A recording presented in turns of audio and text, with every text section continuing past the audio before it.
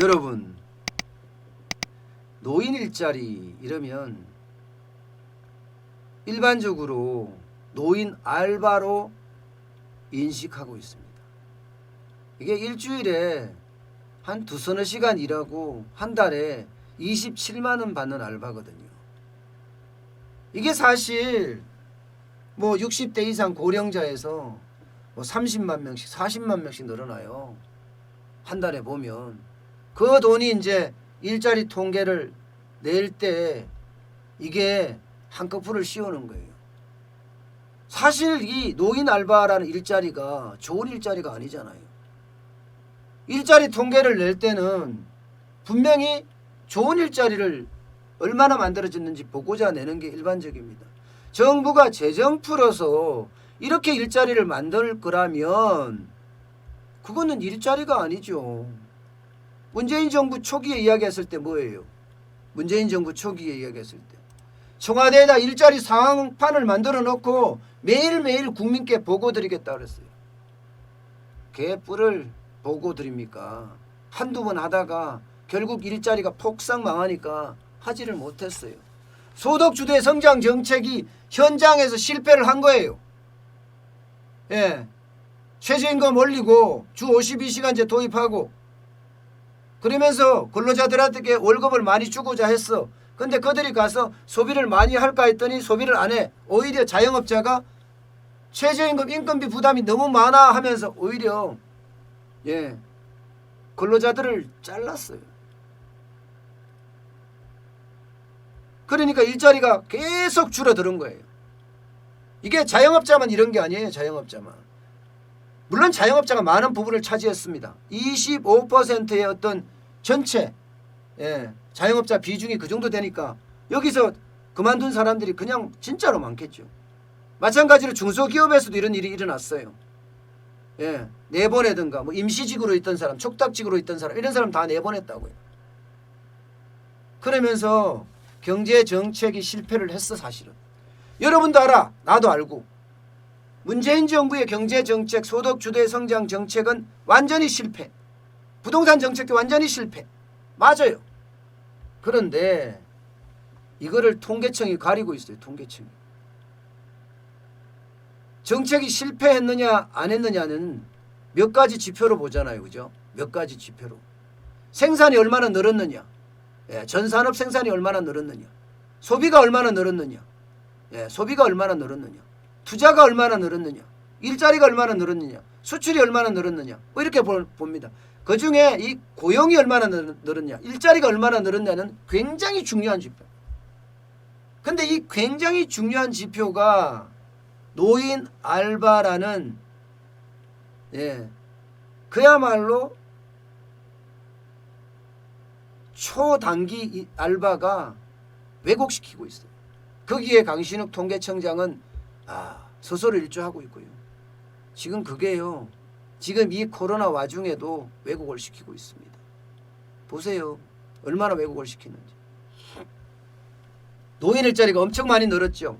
2017년 문재인 정부가 들어서자마자 퍼주기식 복지를 시작을 했습니다. 그러면서 기초연금 25만 원을 올렸어요. 기초연금 많아요 여러분. 솔직히 기초연금 많이 받고 있단 말입니다. 그런데 25만 원이 많이 받는다? 뭐 많이 받는다, 뭐 크게 많이 받는다 이렇게는 못 할 수도 있겠지만 시골에서 어르신들 생활하는데 25만 원 큰 보탬이 됩니다. 여기에다가 노인 일자리 만들면서 통계를 왜곡시킨다는 거 이것도 진짜 심각하게.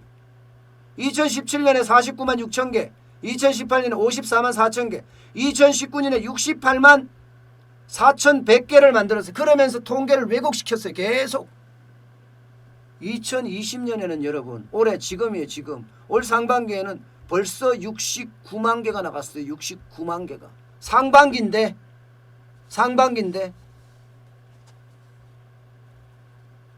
이렇게 통계가 왜곡된다는 것 여러분 이거 심각해요. 이게 어떤 파장을 몰고 오나 하면요. 여러분 보세요. 이렇게 만약에 계속 가잖아요. 그러면 통계에 왜곡이 일어나고 일자리에 왜곡이 일어나잖아요. 일자리에 왜곡이 일어나면 여기에 정책을 어떤 정책을 쓸는지 그걸 고민하게 돼. 그러면 왜곡된 과포장된 과포장된 일자리의 정책을 펼 수밖에 없어요. 그러면 현장에서는 우리하고 상관없는 일자리 정책이 나온다. 현실과 동떨어진 정책이 나온다 하는 이야기를 할 수밖에 없는 겁니다. 하는 이야기를. 돈도 문제예요. 돈도 2017년에는요 4,436억 원이었거든요. 그런데 올해는요 이보다 2.7배나 증가했어요. 2.7배. 1조 2천억 원입니다. 1조 2천억 원. 1조 2천억 원. 그러면 이들이 만들어진 노인 일자리, 노인 알바자리 뭔가 생산성이 좀 나야 될 거 아니에요. 그러면 뭔가 기여하는, 경제에 기여하는 부분이라도 좀 있어야 될 거 아니에요. 글쎄요. 뭐가 있는지 모르겠습니다. 이들이 하는 일은요. 쓰레기 줍기, 잡초 뽑기. 쓰레기 줍기, 잡초 뽑기가 다예요. 이게 77.5%나 차지합니다. 차라리 말입니다. 이 공공형 일자리보다가 시장형 일자리를 만들어서 현장의 일자리를 만들어주는 게 참 좋은데 그러면 이거는 일자리가 되거든요. 현장 일자리라는 게 시장형 일자리라는 게 정부가 해서 식당 같은데 일하러 가시는 거예요. 일하러. 힘들죠. 좀 힘들기는. 힘들죠. 그렇지만 그 식당에서는 일자리가 하나 생겨서 좋고요. 나는 돈이 덜 들어가니까. 그러면서 그 자영업자는 더 매출을 올릴 수 있어 좋고. 일거양득 아니겠습니까? 그러다가 어르신들 중에 힘이 좋은 어르신들은 그냥 거기서 멋진 복장으로 그냥 서비스 하는 거예요. 멋지게 인생을 즐겁게. 매일은 하지 않지만 일주일에 한 몇 번 정도 말입니다. 아니면 일주일에 5번 정도 하고 주말은 쉬든가. 이게 윈윈 아니겠습니까? 솔직히 있잖아요. 쓰레기 줍기 하고 잡초 뽑기 하고 이러면서 일자리 하시는 어르신들 젊은 사람들 보면 슬슬 피합니다. 이거 내 아들이 낸 세금인데 이렇게 생각한다고요. 이거 내 아들이 낸 세금인데. 스스로들도 아시죠. 받기도 부끄럽다고 이야기하시는 분 참 많습니다. 받기도 부끄럽다고 이야기하시는 분이요. 그런데도 정부는 이렇게 계속 한다는 거. 여기다가 더 웃긴 거는 여러분, 더 웃긴 거는 저임금 일자리 비중이, 노인 일자리 비중이 더 커진다는 거예요. 시장형 일자리에 참여하는 사람들 19만 원 이하 받는 사람들이요. 작년 12월에는 6,539명이었는데요. 올 6월에는 13,553명. 2배나 증가했습니다. 2배나. 그러니 참 답답할 노릇이죠. 답답할 노릇이죠. 답답할 노릇입니다. 이 내용이요. 제가 지어낸 것도 아니고요. 보건복지부가 만든 자료예요. 미래통합당의 추경호 의원실에 제출한 자료입니다. 이게. 그 정도로 지금 노인 일자리에 대해서는 심각성을 다 가지고 있습니다. 어느 누구도 심각하다 그렇게 인식을 하고 있어요. 이게 그래요. 저는 정부가 정직해야 돼요. 정부가 자꾸 감추고 축소하려고 하고 이러면요. 국민은 누구를 믿어요? 자꾸 속이려고 해. 국민을 속이려고 해. 예를 들어서 지금 또 속이는 이야기, 이게 하나 나왔다고 이야기를 하는데 제가 그걸 오늘 아이템으로 할까 말까 망설이다 안 했는데요. 뭔가 하면요, 여러분. 이게 부동산세 많이 올렸잖아요. 취득세, 보유세, 그 다음에 양도세, 이거 다 많이 올렸잖아요. 근데 이 계상을 하면서 과소계상을 했다는 의혹이 또 일고 있어요. 과소계상. 쉽게 말하면 뭐 늘어나는 게 한 10조 되는데 1조 늘어난다 이렇게 이야기했다는 거예요.